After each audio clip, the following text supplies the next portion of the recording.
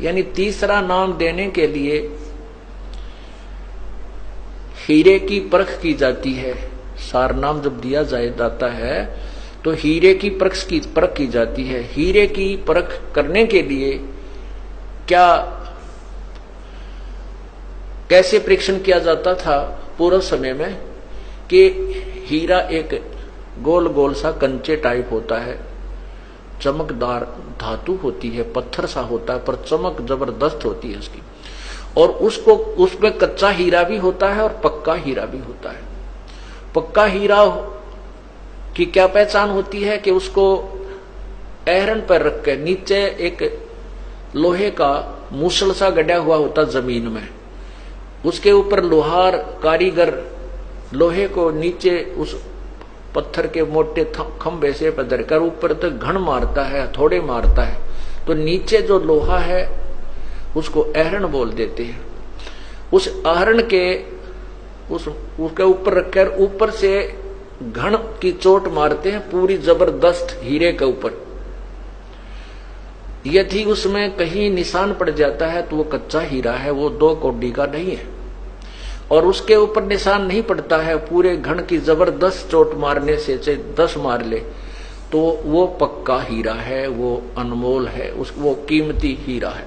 तो यहां पर जो आपकी परीक्षण की जाती है तीसरे नाम के लिए, अब ये जो था ये क्रोथा कांड जो हुआ है, इन अज्ञानियों ने तो अपने कर्म बिगाड़ दिए और परमात्मा ने हम हीरों को परखना था या गण के ऊपर धर के एरन पर धर के गण की चोट मार के देखी थी। जो कच्चे थे वो रह गए, पक्के थे ये हीरे न्यू के न्यू आगे, ये कोई करच नहीं हुआ, यानी उसमें कोई खरोंच नहीं आई। कच्चा हीरा करच होए और नहीं सह घन भार घन मार, ऐसा यो मन हो रहा लेखा ले करता रहे।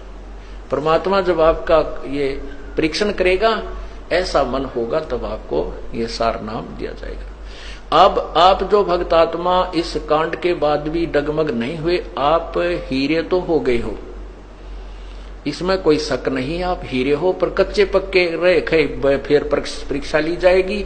आपको सार नाम देते समय आपको चाहे कितना ही समय आपको बार बार बुलाया जाए, आपके मन में ये नहीं आना चाहिए कि मेरे तो 10 चक्कर कटा दिए, तो फिर भी आप कच्चे हीरे हो, पक्के नहीं हो। क्योंकि डॉक्टर के पास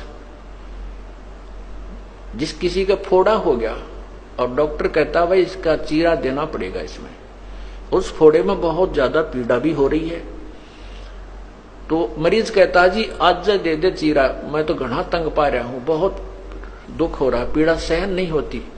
डॉक्टर कहता बेटा कल आना, दवाई दे देता है। कल कहता भाई कल आना, कल भी नहीं चीरा देता, फिर कहता कल परसों आना, ये दवाई और खा।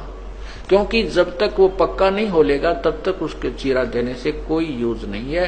पक्का होने के बाद ही वो चीरा देकर मवाद निकाला जाएगा, तभी वो घाव भरेगा, उसका समाधान ट्रीटमेंट ऐसे ही होता है। तो ऐसे ही आपके कहने से, आपकी जल्दी करने से डॉक्टर अपनी प्रक्रिया चेंज नहीं कर सकता, करवाओ चाहे मत करवाओ।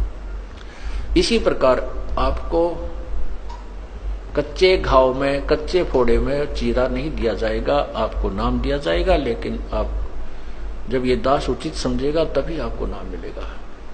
और आप जितनी बार बुलाया जाएगा नहीं आओगे तो फिर आपको बता ही दिया, कच्चा हीरा करच होए नहीं सह घन भार, ऐसा ये मन हो रहा लेखा ले करता। तो तीसरा नाम जो है ये परमात्मा प्राप्ति का है। कैसे? पूर्ण ब्रह्म की प्राप्ति का है। सतगुरु सौदा कर वो नहीं बाध जाते हैं, कि सतगुरु सौदा कर वो